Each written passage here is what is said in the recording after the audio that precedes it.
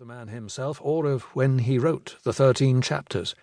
Some ascribe them to approximately 500 BC in the kingdom of Wu, some to approximately 300 BC. About 100 BC, one of his chroniclers, Sima Qian, gives this biography. Sun Tzu, whose personal name was Wu, was a native of the Qi state. His art of war brought him to the notice of Ho Lu, king of Wu.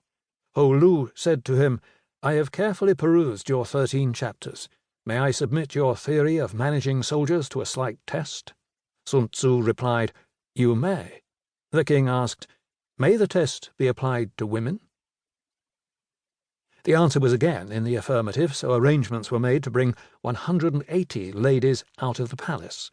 Sun Tzu divided them into 2 companies, and placed one of the king's favourite concubines at the head of each. He then made them all take spears in their hands and addressed them thus: "I presume you know the difference between front and back, right hand and left hand?" The girls replied, "Yes." Sun Tzu went on, "When I say eyes front, you must look straight ahead. When I say left turn, you must face toward your left hand. When I say right turn, you must face toward your right hand. When I say about turn, you must face right around toward the back." Again the girls assented.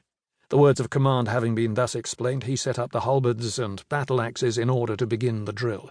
Then, to the sound of drums, he gave the order, "Right turn."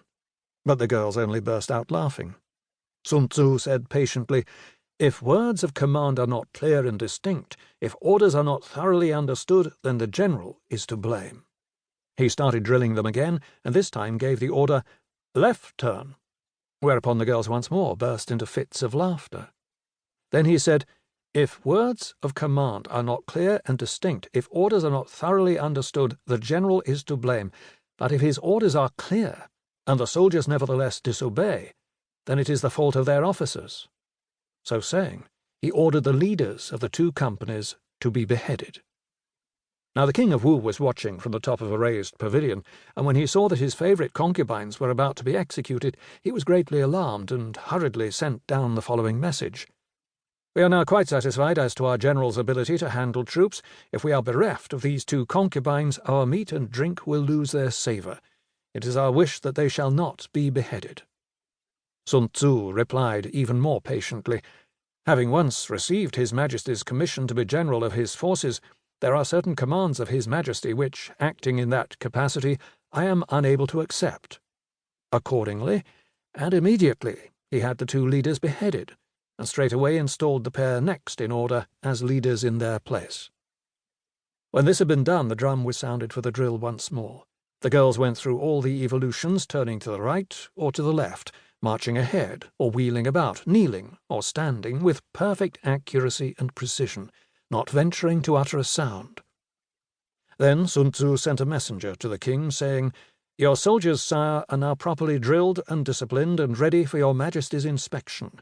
They can be put to any use that their sovereign may desire. Bid them go through fire and water, and they will not now disobey." But the king replied, "Let our general cease drilling and return to camp. As for us, we have no wish to come down and inspect the troops." Thereupon Sun Tzu said calmly, "The king is only fond of words, and cannot translate them into deeds." After that, the king of Wu saw that Sun Tzu was one who knew how to handle an army, and appointed him general. In the west, Sun Tzu defeated the Chu state and forced his way into Ying, the capital. To the north, he put fear into the states of Qi and Qin, and spread his fame abroad among the feudal princes, and Sun Tzu shared in the might of the kingdom. So Sun Tzu became a general for the king of Wu. For almost 2 decades the armies of Wu were victorious over their hereditary enemies, the kingdom of Yue and Chu. Sometime within this period, Sun Tzu died, and his patron, the king of Wu, was killed in a battle.